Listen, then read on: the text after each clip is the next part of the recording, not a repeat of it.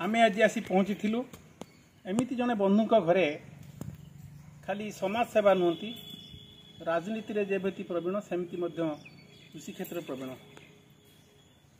कृषि को जीविका रूपे ग्रहण करी जे एथर सफल चाषी रूप में नीलगिरी उपखंड रे सफल चाषी भाव में औपदा ब्लॉक तरफ संबर्धित होती से बंधु विकास भाई घरे आम पहुँची आम सहित दुई पद कथा हवा श्रीमती फतेहपुर ग्राम पंचायत सरपंच अच्छा आम देखुलु भाई जनसेवार निजक जमी समय दियंती निजक जो भाव में समय अतिबाहित करती सेमती कृषि क्षेत्र में समय अतिबाहित करती कृषि कार्य बापा माँ समस्ते सहयोग करती आधुनिक प्रणाली चाष करती काकुड़ी ठू आरंभ करी कलरा पोटल सब सीजन रे जनी कखरू बोईतालु जाबतीय फसल से करती एवं से सफल कृषक भाव में सी समर्थित होती आम सहित दुई पद कथा भाई आप परिचय। नमस्कार, मो ना विकास कुमार माझी घर हूँ लुणीपदा फतेहपुर ग्राम पंचायत। आपण ये चाष करने एभली मानसिकता केमती जन्मला? प्रकृत कह गले चाष हूँ जन्मर चाष शिखी कहीं प्रथम कथा हूँ बापा हूँ एपट एरिया भितर प्रथम चाषी सी भी 3-4 जगह पुरस्कृत होती मैंने एमती सफल चाषी रूपे कुपारी कुपारे आमर अच्छी अवसरप्राप्त सरकारी कर्मचारी से बापा पुरस्कृत करते संगे संगे आमर कस्पारे पुरस्कृत होते एमती विभिन्न जगह बापा पुरस्कृत पाई मुझे जन्मर चाष शिखी माने जब मैंने जाना चाष विषय जाना आसला से चाष शिखी जो कथा आम पढ़ी चाष अच्छी जार कि आनंद ताहार चाषी भाई जुगाऊ दुनिया को से सारे प्रकृतर कथा कहीं प्रथम कथा हूँ बापा चाषी हो पारती मैंने चाषी हो पारती से चेष्टा करते मैंने पुआ मोर पाठ भल पाठ पढ़ी मैं भल चाकरीटे करूँ जहाँ मुझे सेमती पाठ जिते संभव पाठ मैंने मो द्वारा जी संभव है पढ़ी सीटी पास कर मोर चाकरी कर मनोवृत्ति जमा ही ना चाष प्रति कहीं पिलाटी मोर चाष प्रति पूरा अभिज्ञता रही मैं चाष प्रति आग्रह बहुत अच्छी। आपड़ तो अत्याधुनिक प्रणाली चाष कर कृषि जंत्रपाति आधुनिक कृषि जंत्रपाति अच्छी आपड़ चाकरी प्रति विमुख हो जाती चाकरी को पाथ्य नक चाकरी पछे न गुड़े कृषि क्षेत्र आप वार्षिक चाष कौन के आय हुए? वार्षिक चाष आम जी चाष कर पाखापाखि 2.5 एकर 3 एकर जमी चाष कर मैंने आम धान चाष 4-5 एकर में कर वार्षिक आय देखा गले आम जी चाष करूँ टा मजूरी क्या दिए जी आम 2.5 एकर जमी जी संभव आम कर माछ चाष भी हो कुकुड़ा चाष आम से पुराणा बाड़ी में कुकुड़ा चाष होती देखिए वार्षिक आय कह गले आमर खर्च ए खर्चर हिसाब माने से आय आसे से व्यय हुए कि वार्षिक आमर धान आमर पनीपरिया चाष आम अन्न माछ फाछ मिस पाखापाखि 5 लाख ये तो गला आपन एथर सफल कृषक हिसाब से सफल चाषी हिसाब से आम ब्लॉक नुहे सब डिविजन स्तर सम्मानित होती आप खुशी अच्छे बापा सफल चाषी हिसाब से समर्थित होती आपण भी सरकार तरफ सफल चाषी हिसाब से समर्थित है के खुशी अच्छे? चाषीटा जीवन में सब दुख पाए चाष तार जो कष्ट कर चाष कै फलटा बाहर मैंने जो फल गच फल आसे से मैंने दुखटा को से हर मैंने दुखटा को भावे मैंने दुख करी से पूरा आनंदित हो जाए ठीक सेमती चाषी जीवन में तार गोटे मैंने ये सम्मानित कराई सब डिविजन कराई मजा से एत खुशी से मैंने आम कल्पना करवा मुझे बहुत खुशी मो जीवन में सफलता रही से सम्मान रही मो सफलता या द्वारा अनुप्राणित है आपंकर सफलता देखिए आप समृद्ध हबार देखिए अन्य कृषक मैंने देखी ये माटी आप लुणीपदा माटी एवं कृषि माटी ये प्रत्येक परिवार प्राय समस्त कृषि उपर निर्भरशील एवं उन्नत मानर चाष बैगण ये पाखपाख औपदा खैरा सोर को बायण ସପ୍ଲାଏ ହୁଏ ଏବଂ ଆଉ ପୋଟଳ ମଧ୍ୟ ବାଡ଼ିଆ ପୋଟଳ ନେବା ପାଇଁ ଆପଣଙ୍କ ପାଖକୁ ବେପାରୀମାନେ ଆସନ୍ତି କଲରା ନେବା ପାଇଁ। ଆପଣ ଏଠି ଏକର ଏକର ଜମିରେ ସବୁ ଫସଲ କରୁଛନ୍ତି। ପ୍ରତ୍ୟେକଟି ଫସଲ ଆପଣଙ୍କର ସୂକ୍ଷ୍ମ ଚିନ୍ତାଧାରାରେ ସୁନ୍ଦର ଭାବରେ ଆପଣ ତାକୁ କରନ୍ତି। ଏଇଥିପାଇଁ ଆପଣଙ୍କୁ ଆମେ ରୂପାଛାୟା ତରଫରୁ ଅଶେଷ ଧନ୍ୟବାଦ ଦେଉଛୁ। ଆମର କାର୍ଯ୍ୟକ୍ରମ ରହିଛି ଆପଣ ଚାଲି ବୁଲିଯିବା ଗାଁକୁ। ଆମେ ଏଇ କ୍ରମରେ ଆଜି ଆସିଥିଲୁ ଫତେପୁରର ଯେଉଁ ଗାଁକୁ ଆପଣଙ୍କୁ ଦେଖିଲୁ, ଆପଣଙ୍କ ସହିତ ଦୁଇ ପଦ କଥା ହେଲୁ। ଆପଣ ଶ୍ରୀମତୀ ମଧ୍ୟ ସେ ସରପଞ୍ଚ ଅଛନ୍ତି, ସେ ଜଣେ ଦେଖିବା ସରପଞ୍ଚ ହିସାବରେ ସୁପରିଚିତ। ତାଙ୍କ ସହିତ ଦୁଇ ପଦ କଥା ହେବା। ପୁଣି ଥରେ ଆମେ ଜଗନ୍ନାଥଙ୍କୁ ପ୍ରାର୍ଥନା କରୁଛୁ ଆପଣ ଏମିତି ଆପଣଙ୍କ ଜୀବନ ଅତିବାହିତ କରନ୍ତି। ଆପଣ ସିଟି ପାସ୍ କରୁଛନ୍ତି କିନ୍ତୁ ଆପଣ ଚାକିରି ପ୍ରତି ଆଗ୍ରହ ଯେତିକି ନାହିଁ, ଚାଷ ପ୍ରତି ଅଧିକ ଆଗ୍ରହ। ଏହା ଏକ ନିଶ୍ଚିତ। ଆମେ ଖାଲି ଚାକିରି ପଛରେ ଆଜିକାଲି ଯୁବକମାନେ ଗୋଡ଼ଉଛନ୍ତି, ଆମେ ଏଠି ଯୁବକମାନଙ୍କୁ କହିବା ଆମେ ଚାକିରି ପଛରେ ନ ଗୋଡ଼େଇ ଯଦି ବିକାଶ ଭାଇଙ୍କ ପରି ଆମେ କୃଷି କ୍ଷେତ୍ରରେ ନିଜକୁ ନିୟୋଜିତ କରିପାରିବା ତାହେଲେ ବହୁତ କଥା ହେଇପାରିବ। ଧନ୍ୟବାଦ ଭାଇ। ପୁଣି ଆପଣଙ୍କ ସଫଳ କାମନା କରୁଛୁ। ଆପଣ ଜଣେ ଏଇଭଳି ଜୀବନର ଶେଷ ନିଶ୍ୱାସ ଥିବା ପର୍ଯ୍ୟନ୍ତ ଆପଣ ଚାଷରେ ନିୟୋଜିତ କରନ୍ତୁ, ତା ସହିତ ସତ୍ୟ ସେବା କରନ୍ତୁ। ଧନ୍ୟବାଦ। ଆମେ ବିକାଶ ମାଝୀଙ୍କର ବାପା ଦାଶରଥୀ ମାଝୀଙ୍କ ସହିତ ବିପଦ କଥା ହେବା। ଦାଶରଥୀ ଭାଇ ଫତେପୁର ପଞ୍ଚାୟତର ଜଣେ ସଫଳ କୃଷକ ହିସାବରେ ସେ ବିଭିନ୍ନ ସ୍ଥାନରୁ ସମ୍ମାନିତ ମଧ୍ୟ ହୋଇଛନ୍ତି ଏବଂ ତାଙ୍କ ବୋହୂ ଏଥର ସରପଞ୍ଚ ଭାବେ ନିର୍ବାଚିତ ହୋଇଛନ୍ତି। ଆମେ ଭାଇଙ୍କ ସହିତ ବିପଦ କଥା ହେବା। ଭାଇ ନମସ୍କାର। ନମସ୍କାର। ଆପଣ ପରିଚୟ? ମୁଁ ଦାଶରଥୀ ମାଝୀ। ଏ ଯେଉଁ କୃଷକ କ୍ଷେତ୍ରରେ କୃଷି ପାଇଁ ଆପଣଙ୍କୁ କେମିତି ମନ ବଳିଲା? ମୋର କଇଁ ଛୋଟବେଳୁ କମ୍ ପାଠ ପଢ଼ିଛି, ମୁଁ ସପ୍ତମ ପର୍ଯ୍ୟନ୍ତ ପଢ଼ିଛି। ମୋତେ ଶିଖେଇଥିଲେ ଚାଷ ବିଷୟରେ। ମୋର ଇଣ୍ଟରେଷ୍ଟ ହେଲା, ପାଠ ନ ପଢ଼ିକି ସେ ଚାଷ ବିଷୟରେ ଆଗେଇ ଚାଲିନି ପ୍ରାୟ ମୋର 61 ପାଖାପାଖି ବୟସ ହେଲାଣି। ବହୁତ ଇଣ୍ଟରେଷ୍ଟ ଅଛି। ମୋତେ ଜଣାପଡ଼ୁନି ଯେ ବୟସ ମୋର 61 ହେଲାଣି, ଚାଷ କରିବି।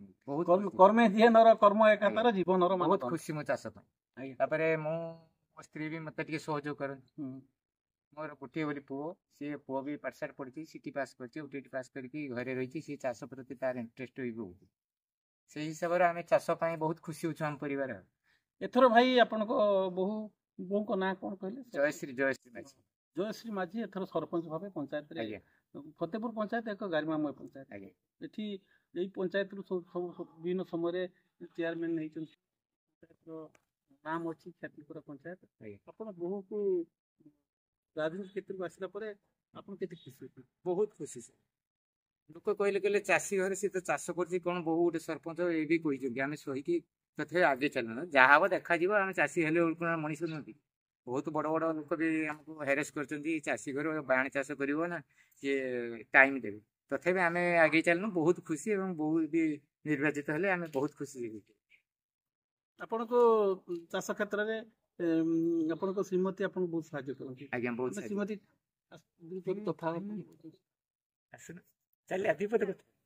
ଆସନ୍ତୁ, ଆପଣ ଖାଲି ଆପଣ ଆମେ ଦେଖିବେ। ଆପଣଙ୍କ ଶ୍ରୀମତୀଙ୍କ ନାମ? ସାବିତ୍ରୀ ମାଝୀ। ସାବିତ୍ରୀ ଭଉଣୀ କ୍ଷେତ୍ରରେ ବହୁତ ସାହାଯ୍ୟ କରନ୍ତି। ଆମେ ଦେଖୁଥିଲୁ ଆସିଲା ବେଳେ ସେ ଯେଉଁ ଘାସ ଅଛି, ଘାସ କାଟି ଗୋରୁକୁ ଦେବା। ଆପଣ ଗୋରୁ ଗାଈ କେତେ ରଖିଛନ୍ତି? ଗୋରୁ ଗାଈ ତ ବହୁତ ଥିଲେ, ବର୍ତ୍ତମାନ ଟିକେ ଅସୁବିଧା ହେଲା, ଗୋରୁ କିଛି କମେଇ ଦେଇଛୁ। ଆଉ କେତେ ଅଛି? କେତେ ଗୋରୁ ଗାଈ? ଗୋରୁ ଅଛନ୍ତି 4ଟି ଅଛନ୍ତି। 4ଟି ଗାଈ? ସବୁ ଗାଈ ଦୂର ଅଛନ୍ତି? ହଁ, ମାନେ ଗର୍ଭ ହେଇଛନ୍ତି। ଆଉ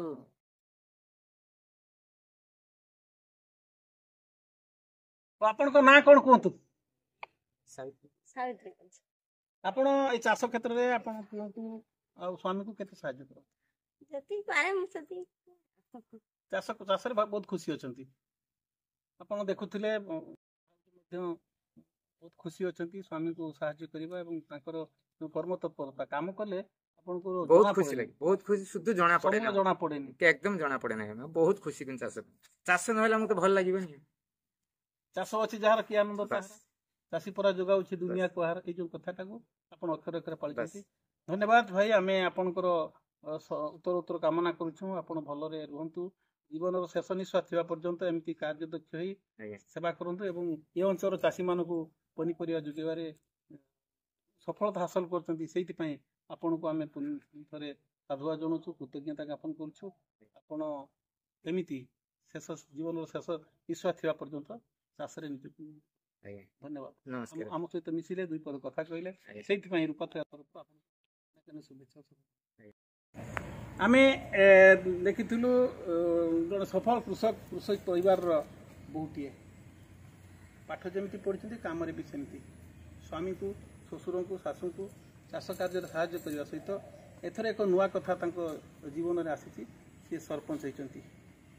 ଶ୍ରୀମତୀ ଜୟଶ୍ରୀ ମାଝୀ ଜଣେ ସୁଗୃହିଣୀ ଖାଲି ନୁହନ୍ତି, ସମାଜସେବା କ୍ଷେତ୍ରରେ ଯେମିତି ଆଗ୍ରହ ଅଛି କୃଷି କ୍ଷେତ୍ରରେ ମଧ୍ୟ ସେମିତି। ପୁଣି ରୂପାଥୟା ନ୍ୟୁଜ୍କୁ ଆପଣଙ୍କୁ ଅନେକ ଶୁଭେଚ୍ଛା ଶୁଭକାମନା। ଆପଣ ପରିଚୟ ଦେବା। ନମସ୍କାର, ମୁଁ ଜୟଶ୍ରୀ ମାଝୀ। ଆପଣ ତ ଜଣେ କୃଷି ପରିବାରର, ଆପଣଙ୍କ ବାପ ଘରଟା କେଉଁଠି? ଲୁଣିପଦା। ଏଇ ଗାଁର ବୋହୂ, ଏଇ ଗାଁର ଝିଅ ବାପି ଜୟଶ୍ରୀ ଭଉଣୀ, ଆପଣଙ୍କୁ ଧନ୍ୟବାଦ, ଆମେ ଶୁଭକାମନା ଜଣାଉଛୁ। ଆପଣ ପଞ୍ଚାୟତରେ ସରପଞ୍ଚ ଭାବରେ ଏଥର ନିର୍ବାଚିତ ହୋଇଛନ୍ତି। ଆପଣ କେତେ ଖୁସି ଅଛନ୍ତି? ବହୁତ ଖୁସି ଅଛି। କ'ଣ ସବୁ ଲୋକଙ୍କୁ ସେବା କରିବା ପାଇଁ ମନୋବୃତ୍ତି ରହିଛି ଆପଣଙ୍କର? ଆପଣ ତ କରୁଛନ୍ତି ସେବା, ସଫଳତାର ସହିତ ଆପଣଙ୍କୁ ସମସ୍ତ କ୍ଷେତ୍ରରେ ଭାଇ ସାହାଯ୍ୟ କରନ୍ତି। ବିକାଶ ଭାଇ ସେ ଯେମିତି ବିକାଶ, ଆପଣ ସେମିତି ଜୟଶ୍ରୀ। ଆପଣ ଉଭୟ ଯୋଡ଼ି ଖୁବ୍ ସୁନ୍ଦର ଯୋଡ଼ି ଏବଂ ଦେଶ ସେବାରେ ନିଜକୁ ମଧ୍ୟ ସୁନ୍ଦର ଭାବରେ ନିୟୋଜିତ କରିପାରିଛନ୍ତି। ଏ ପଞ୍ଚାୟତ ଏକ ଗାରିମାମୟ ପଞ୍ଚାୟତ। ଏ ପଞ୍ଚାୟତରୁ ବିଭିନ୍ନ ସମୟରେ ଚେୟାରମ୍ୟାନ୍, ଏଥର ବି ଚେୟାରମ୍ୟାନ୍ ଅଛନ୍ତି ଏ ପଞ୍ଚାୟତରୁ। ୟା ପୂର୍ବରୁ ରେବତୀ ମାଝୀ ଆପଣଙ୍କ ଗାଁର ବୋହୂ, ସେ ବି ଚେୟାରମ୍ୟାନ୍ ଥିଲେ। ଆପଣ ଭାଇଙ୍କୁ ଖାଲି ସିନା ରାଜନୀତିରେ ସାହାଯ୍ୟ କରୁଛନ୍ତି, ଭାଇ ଆପଣଙ୍କୁ ସାହାଯ୍ୟ କରୁଛନ୍ତି। ଆପଣ ଚାଷ କ୍ଷେତ୍ରରେ ଭାଇଙ୍କୁ ଏବଂ ଶ୍ୱଶୁରଙ୍କୁ କେତେ ସାହାଯ୍ୟ କରୁଛନ୍ତି? ମୋ ଦ୍ୱାରା ଯାହା ହୁଏ ମୁଁ ସାହାଯ୍ୟ କରେ। ପରିବା ତୋଳା ଏମିତି ସେମିତି ଯାହା ବି ହୁଏ ସହଯୋଗ କରୁ। ଆଉ ଜୀବନର କ'ଣ ଲକ୍ଷ୍ୟ ଅଛି? ପୁଣି ଥରେ ଚେୟାରମ୍ୟାନ୍ ହେବାକୁ ମନ ଅଛି? କାରଣ ଏ ମାଟି ଫତେପୁର ମାଟିରୁ ଉପଦା ବ୍ଲକକୁ ବହୁତ ଥର ଚେୟାରମ୍ୟାନ୍ ହେଇଛନ୍ତି। ପୁଣି ଆପଣ ଏଥର ଯଦି ସଫଳ କାର୍ଯ୍ୟକ୍ରମ କରିବେ, ଲୋକଙ୍କ ସେବାରେ ଠିକ୍ ସମୟ ବିନିଯୋଗ କରିବେ, ଆପଣ ନିଶ୍ଚିତ ଭାବରେ। ଆମେ ପଞ୍ଚାୟତରେ ଆଜି ବସିଥିଲା ବେଳେ ଏତେ କଥା ହେଉଥିଲୁ, ଏଇ ଯେଉଁ ଆସିଛି ସୁଭଦ୍ରା ରଥ ଆସିଛି ଆପଣ ପଞ୍ଚାୟତକୁ। ଆପଣଙ୍କୁ ଆପଣ ପଞ୍ଚାୟତରେ ସବୁ ପଞ୍ଚାୟତର ସରପଞ୍ଚମାନଙ୍କୁ ଜଣାଇ ନାହାନ୍ତି। ଆପଣ ଏଥିରେ କେତେ ଖୁସି?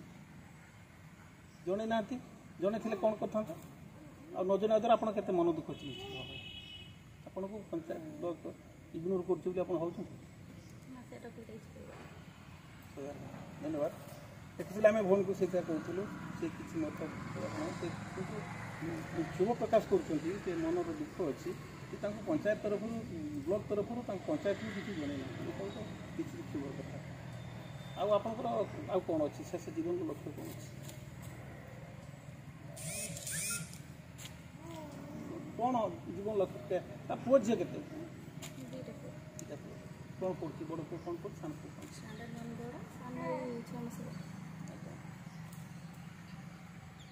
ଧନ୍ୟବାଦ। ଆପଣ ଆମ ସହିତ ଦୁଇ ପଦ କଥା ହେଲେ। ଆମେ ସେଇ ଜଗନ୍ନାଥଙ୍କ ନିକଟରେ ପ୍ରାର୍ଥନା କରିବୁ, ଆପଣ ଜଣେ ସଫଳ ରାଜନେତା ହେବା ସହିତ ସଫଳ କୃଷକ ହୁଅନ୍ତୁ। ଆପଣ ଯେଉଁ ବୃତ୍ତିରୁ ଆସିଛନ୍ତି, ସେଇ ବୃତ୍ତି କୃଷି ପରିବାରରୁ ଆସୁଛନ୍ତି। କୃଷିର ବିକାଶ ସହିତ ନିଜ ପଞ୍ଚାୟତରେ ବିକାଶ କରନ୍ତୁ। ପଞ୍ଚାୟତର ଅଭାବୀ ଖଟିଖିଆ ମେହନତି ଜନତାର କଥା ଶୁଣନ୍ତୁ। এই ଆଶା ରଖି ଭଗବାନଙ୍କ ନିକଟରେ ପୁଣି ଆପଣଙ୍କର ସମସ୍ତ କୁଶଳ କାମନା କରି ଆପଣଙ୍କୁ ବିଦାୟ ଦେଉଛୁ। ଏବଂ ଆପଣ ଆମ ସହିତ ଦୁଇ ପଦ କଥା ହେଲେ, ଆପଣଙ୍କର ମନ କଥା ଖୋଲି କହିଲେ। ଏଇଥିପାଇଁ ଆମେ ଜଗନ୍ନାଥଙ୍କ ନିକଟରେ ପୁଣି ଥରେ ପ୍ରାର୍ଥନା କରୁଛୁ। ଆମର ଯେଉଁ କାର୍ଯ୍ୟକ୍ରମ ରହିଛି ମହିଳା ଅନନ୍ୟ ଚାଲ ବୁଲି ଯିବା ଗାଁକୁ, ଏହି କ୍ରମରେ ଆମେ ପୁଣି ଆପଣଙ୍କ ପାଖକୁ ଥରେ ଆସିବୁ। ଆପଣଙ୍କର ଆମର ଯେଉଁ କ୍ଷୁଦ୍ର ଉପହାର ଆମେ ଦେଉ, ମାନପତ୍ରଟି ଏବଂ ଯେଉଁ ଉତ୍ତରୀୟ ଦେବା କଥା, ଆମେ ତାକୁ ପରବର୍ତ୍ତୀ ସମୟରେ ଆସି ଆପଣ ଭେଟିବୁ। ନମସ୍କାର। ପୁଣି ଥରେ ସାଧୁବାଦ ଜଣେଇବି ଆପଣ ଆମ ସହିତ କଥା ହେଇଥିବାରୁ। ଆପଣଙ୍କର ସମସ୍ତ କୁଶଳ କାମନା କରି ରହୁଛୁ। ନମସ୍କାର।